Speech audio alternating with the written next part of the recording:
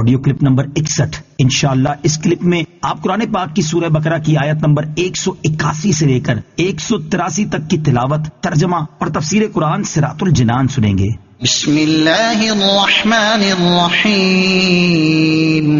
ترجمہ: اللہ کے نام سے شروع جو نہایت مہربان رحمت والا ہے۔ فمن بدله بعدما سمعه فإنما إثمه على الذين يبدلونه إن الله سميع عليم۔ ترجمہ: پھر جو وصیت کو سننے کے بعد اسے تبدیل کر دے تو اس کا گناہ ان بدلنے والوں پر ہی ہے، بے شک اللہ سننے والا جاننے والا ہے۔ فمن بدله بعدما سمعه، پھر جو وصیت کو سننے کے بعد اسے تبدیل کر دے۔ تفسیر صراط الجنان میں ہے، وصیت کرنے کے بعد زندگی کے اندر اندر وصیت کرنے والے کو تو وصیت تبدیل کرنے کا اختیار ہوتا ہے، لیکن فوت ہونے کے بعد کسی دوسرے شخص کو وصیت میں تبدیلی کی اجازت نہیں، خواہ وصی تبدیل کرے یا گواہ یا کوئی اور۔ یوں ہی وصیت کے کاغذات میں تبدیلی کی جائے یا مال کی تقسیم میں، افسوس کے مال کی محبت میں لوگ وصیتوں میں بہت ہیر پھیر کرتے ہیں، وصیت چھپا دیتے ہیں، جعلی وصیت نامے بنا لیتے ہیں اور وصیت میں تبدیلی کر دیتے ہیں، وصیت پر عمل نہیں کرتے۔ ایک اہم مسئلہ یہ بھی یاد رہے کہ وصیت کے بارے میں ضروری ہے کہ شریعت نے جو قوانین بنائے ہیں ان پر عمل کیا جائے، ان سے ہٹ کر عمل کرنے کی اجازت نہیں۔ مثلاً ورثہ راضی نہ ہوں پھر بھی تہائی مال سے زیادہ کی وصیت کر دی جائے اور اس پر عمل کر لیا جائے، یہ سب ناجائز و حرام ہے۔ فمن خاف من موص جنفا او اثما فاصلح بينهم فلا اثم عليه ان اللہ غفور رحیم۔ ترجمہ: پھر جس کو وصیت کرنے والے کی طرف سے جانبداری یا گناہ کا اندیشہ ہو تو وہ ان کے درمیان صلح کرا دے تو اس پر کچھ گناہ نہیں، بے شک اللہ بخشنے والا مہربان ہے۔ فمن خاف، تو جسے اندیشہ ہو۔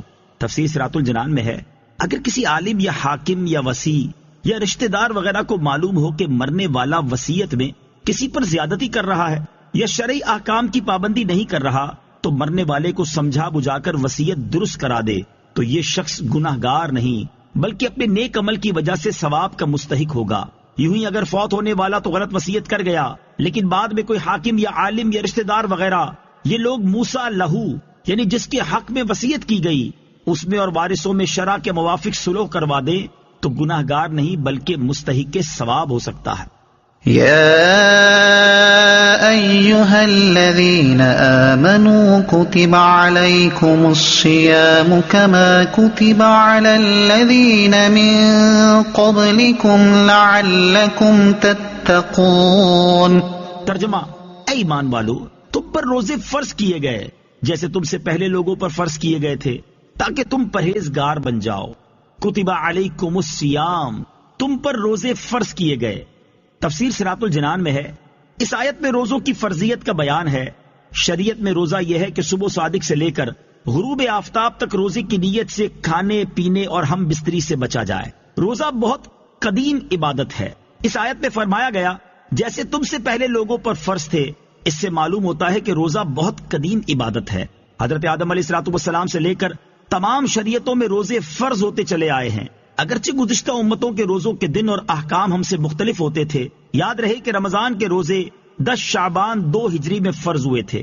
روزے کا مقصد آیت کے آخر میں بتایا گیا کہ روزے کا مقصد تقویٰ و پرہیزگاری کا حصول ہے۔ روزے میں چونکہ نفس پر سختی کی جاتی ہے اور کھانے پینے کی حلال چیزوں سے بھی روک دیا جاتا ہے تو اس سے اپنی خواہشات پر قابو پانے کی مشق ہوتی ہے، جس سے ضبط نفس اور حرام سے بچنے پر قوت حاصل ہوتی ہے، اور یہی ضبط نفس اور خواہشات پر قابو وہ بنیادی چیز ہے جس کے ذریعے آدمی گناہوں سے رکتا ہے۔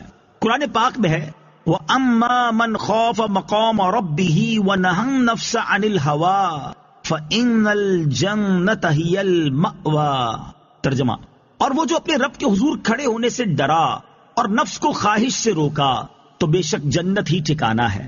حضرت عبداللہ ابن مسعود رضی اللہ تعالی عنہ سے روایت ہے، رسول اللہ صلی اللہ تعالی علیہ وآلہ وسلم نے فرمایا، اے جوانوں، تم میں جو کوئی نکاح کی استطاعت رکھتا ہے وہ نکاح کرے، کہ یہ اجنبی عورت کی طرف نظر کرنے سے نگاہ کو روکنے والا ہے اور شرمگاہ کی حفاظت کرنے والا ہے، اور جس میں نکاح کی استطاعت نہیں وہ روزے رکھے کہ روزہ قاطع شہوت ہے۔